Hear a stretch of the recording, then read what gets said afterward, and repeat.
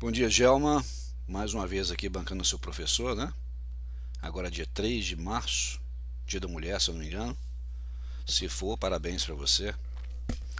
Eu queria abordar um assunto com você hoje super legal, super bacana, mais avançado. Eu estou andando com esse processo de uma certa forma até rápido com você, apesar de que eu estou apresentando pedacinho por pedacinho cada vez, né?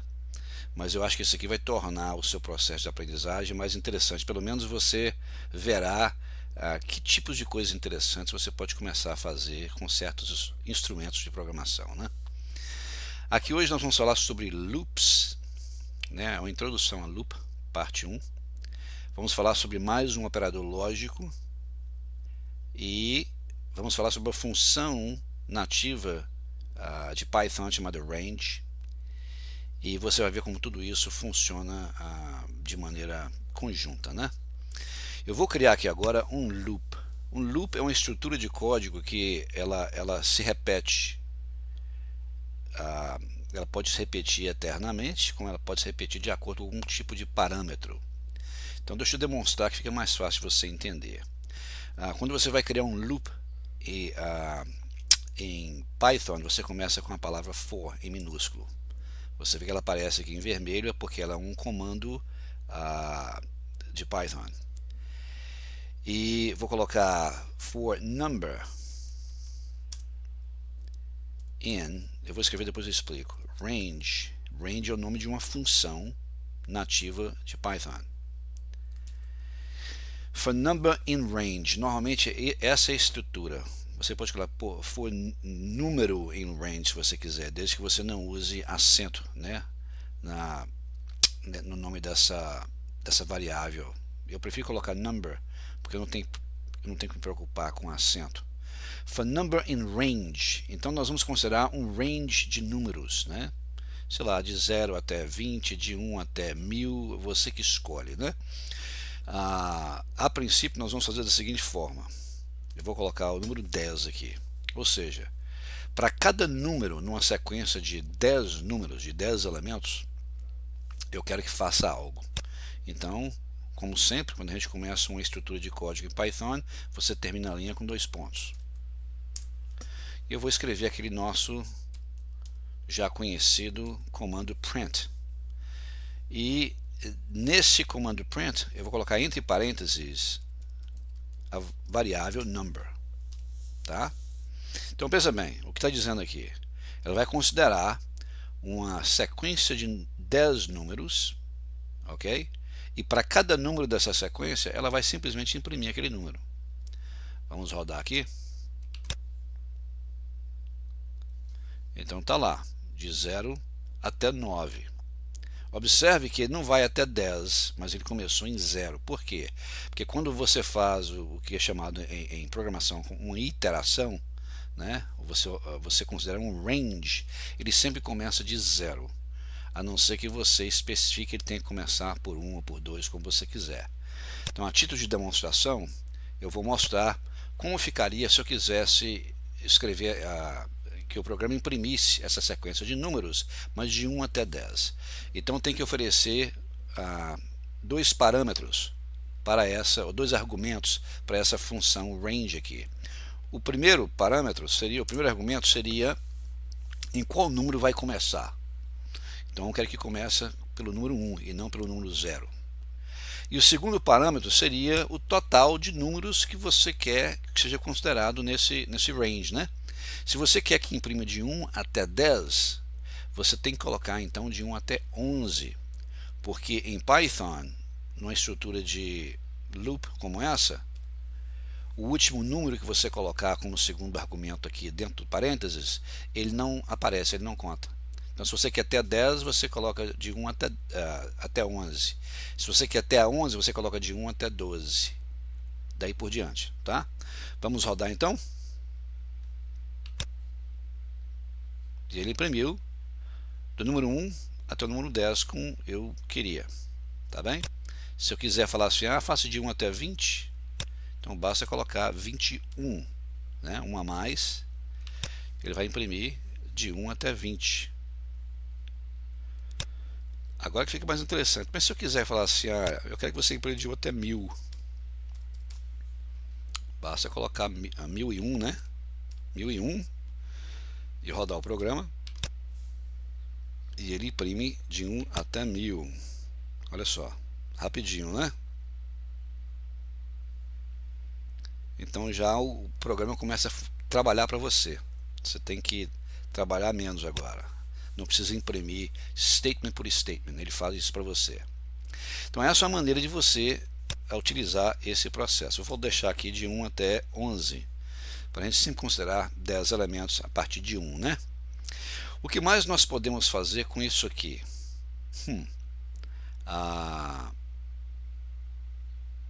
Eu posso colocar...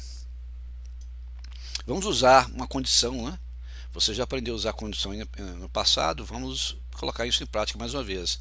Só que desta vez eu vou introduzir em algum momento um novo operador lógico. Então eu vou usar primeiro um operador lógico que você já conhece.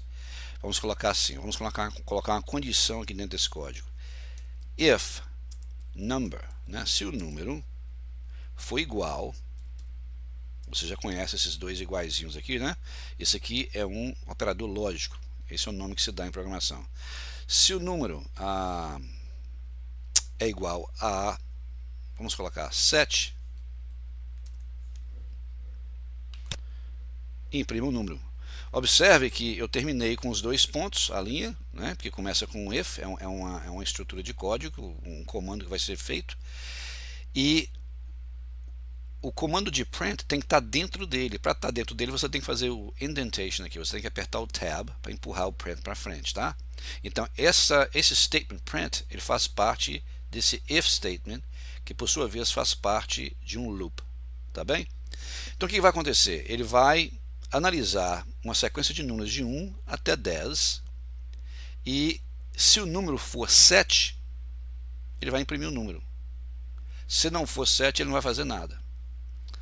Vamos lá então. Tá lá, ele só imprimiu o 7, né? Vamos fazer diferente agora. E se eu quiser fazer assim, eu quero imprimir todos os números pares que aparecerem dentro desse range de 1 até 10, né? Como é que eu faria isso? Nós vamos fazer assim. Deixa eu apagar esse 7 aqui. Vai ficando interessante agora, presta atenção. If number, aí eu vou usar esse sinal aqui, ó, de porcentagem, dividido por 2 foi igual a 0, eu quero que imprima o número. Esse código aqui ele vai imprimir somente os números pares. Eu vou explicar como funciona essa linha aqui. Então, se o número, esse sinal de porcentagem é um sinal de dividir, mas ao invés de mostrar o dividendo, é dividendo? Eu não sei como os nomes que se dão isso mais em matemática, mas ao invés de você falar assim, eu vou dividir por 2 e quero ver quanto que é esse número dividido por 2, não, quando você usa esse sinalzinho com porcentagem, ele vai te dar se vai sobrar resto ou não. Então, se esse número dividido por 2, o resto foi igual a 0, ou seja, se ele se dividir igualmente por 2, então vai imprimir. Porque se o número dividir igualmente por 2, sem sobrar resto nenhum, então esse número é um número par, né? Vamos experimentar? Aí ele imprime. Na sequência de números entre 1 a 10, ele só imprimiu os pares, 2, 4, 6, 8 e 10. Vamos voltar aqui, que esse negócio aqui no começo é difícil de entender. O sinal de dividir normal em programação é essa barra para frente. Se você olhar no seu teclado, ela vai estar na parte de baixo do seu teclado, na linha que começa com a letra Z. Você vai andando até o lado direito e você vai encontrá-la. É assim que aparece na maioria dos teclados, né? Então, se eu dividir um número por 2, eu não posso colocar 0 aqui, vamos colocar assim, ó. Se dividir esse número por 2, o resultado for 2, então eu vou imprimir um número. Vamos ver o que dá isso aqui agora. Então 4 dividido por 2 é 2. Então 4, na sequência de números de 1 até 10, 4 é o único número que se você dividir por 2, ele vai dar 2, não é isso? Então esse tracinho, essa barra inclinada para frente, para a direita, é uma divisão normal, um número dividido pelo outro. Então, imagine que esse número aqui, essa variável, agora tem o valor 4. 4 dividido por 2 é igual a 2. Então, quando esse statement for verdade, vai imprimir o número. Então, como é que funciona aqui? No loop, ele vai chegar e fazer o seguinte, ele vai pegar o número 1 primeiro. 1, imagine que agora o valor de number é 1. 1 dividido por 2 não vai dar 2. Então, ele vai saltar 1. Aí vai pegar o próximo número da sequência, né? A sequência não vai de 1 até 10, ele vai pegar agora o número 2. Se o valor da variável number for 2, então 2 dividido por 2 vai dar quanto? Vai dar 1. Então, esse statement continua não sendo verdade. Então, vai saltar o 2. Se eu considerar agora o próximo valor, né, na sequência de 1 até 10, se number for 3, então 3 dividido por 2, daria o que? Daria 1,5, né? Então, esse statement vai continuar sendo falso. Ele não vai imprimir o que está dentro dele. Aí, finalmente, quando chega no 4, 4 dividido por 2 é igual a 2. Sim, é verdade. Então, por ser verdade, agora ele vai imprimir aquele número. Mais uma vez, imprime o 4. Mas voltando aqui agora, então esse aqui é o sinal de divisão normal, comum. Mas se eu quero considerar o resto de uma divisão, então eu uso o sinal de porcentagem. Então esta aqui seria a expressão, né, lógica para tentar encontrar os números pares. Então essa linha significa um número dividido por 2 onde o resto é igual a 0. Ou seja, o número que divide por 2 que não tem resto é um número par. Então, quando a gente roda o programa mais uma vez, ele vai imprimir somente os números pares, tá? Agora eu vou apresentar mais um operador lógico para você. Se eu quisesse, então, imprimir só os números ímpares, como é que seria? Aí eu vou nesse sinalzinho aqui dos dois iguais e vou modificá-lo para, ao invés de significar igual, ele vai significar diferente. Como é que eu faço? Eu vou substituir o primeiro sinalzinho de igual por uma exclamação. No seu teclado aí, no seu computador, você deve encontrar o sinal de exclamação na parte esquerda do teclado e na parte superior dele. No meu teclado é o sinal que aparece acima, na mesma tecla do número 1.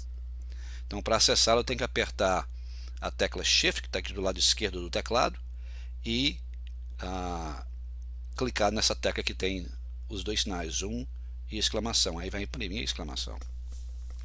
Então esse sinalzinho é chamado de, assim como os dois sinaizinhos de igual, são considerados operadores lógicos. Esse aqui quer dizer diferente. Então, se o número dividido por 2 não sobrar 0, for diferente de 0, ou seja, vai ter algum tipo de resto, então isso significa que esse número não é par, ele vai ser um número ímpar.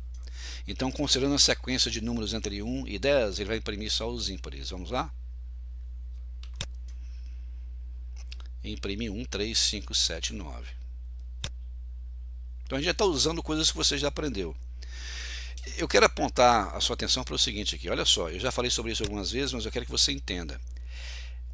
Em Python, essa questão de indentation, não sei como falar isso em português, mas indentation, que seria você mover a linha mais para dentro, normalmente usando a tecla Tab no lado esquerdo aqui do seu teclado. Essa questão de indentation é super importante em Python, porque diz o que vem abaixo, se tiver indentado, vamos colocar assim, esse código indentado, não sei nem se existe essa palavra, ele vai fazer parte da linha que o precedeu. Então, no caso, esse statement print, ele faz parte desse statement if. E esse statement if faz parte desse statement for. Entende? Se eu mover esse print para trás e deixar ele ali, vai dar erro, não vai funcionar, olha só. Deu erro. E que tipo de erro que é? Indentation error. Aí está dizendo o seguinte, expected in indented block, ou seja, o programa está esperando que aquela linha fosse indentada e não foi. E esse sinalzinho de circunflexo aqui está mostrando onde está o problema, justamente com o print statement. Está vendo lá? E onde está isso? Está na linha 5. Então o programa vai te explicando direitinho onde está o problema, né? Voltando lá, nós vamos consertar isso aqui. Vamos rodar mais uma vez e ele vai funcionar sem problemas. Tá? Eu acho que eu vou parar por aqui. Falamos sobre loop. Esse loop é chamado de for loop. Ele usa também essa função do Python chamada range. E nessa função, recapitulando, nós podemos colocar um número só. Vamos colocar aqui 100. Ele vai considerar a sequência de 100 números e vai avaliar cada número para ver se esse número é par ou não. Vamos lá? Então tá lá. Ele imprimiu os 100 números. Vamos ver por que ele imprimiu os 100 números. Não, parei. Deixa eu ver de novo. Tá certo, ele imprimiu só os números ímpares na sequência de 1 até 100, de 0 até 100. Não está aqui, não, de 1 até 99, né? Tá de 1 a 99. Se eu quiser... é interessante, já vai ter começado no 0, deixa eu ver novamente. Tá, é porque 1 é um ímpar, é isso mesmo. Então, quando você coloca um número só dentro dos parênteses desta função range, ele vai começar a contar a partir de 0. Se você colocar 100, ele vai de 0 até 99. Se você colocar, sei lá, 7, ele vai de 0 até 6. Entende? Sempre um a menos. Se você quiser que ele comece por um número específico, você tem que especificar esse número específico como se fosse um argumento separado por vírgula dentro do parênteses. Então, o número que aparece primeiro vai ser o primeiro número da sequência a ser considerado, a ser considerado justamente, e o segundo vai ser o limite, né, superior dessa sequência. Então, se você quer que considere de 1 a 100, você tem que colocar de 1 até 101, acrescentar 1. Né? Então, vamos lá, vou acrescentar 1 aqui para você ver mais uma vez. Então, aqui ele está imprimindo todos os números ímpares de 1 até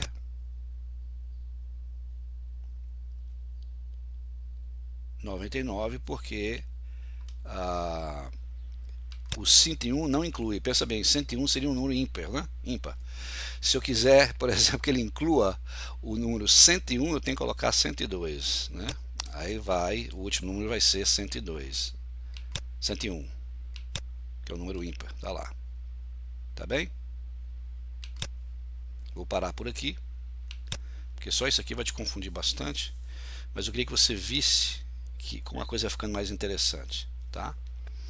Qualquer dúvida aí, mais uma vez, é só escrever a pergunta e assim que você puder, que seu computador estiver já operando, você tem um monte de coisa já para fazer, tá? Então fique com Deus. Beijinho.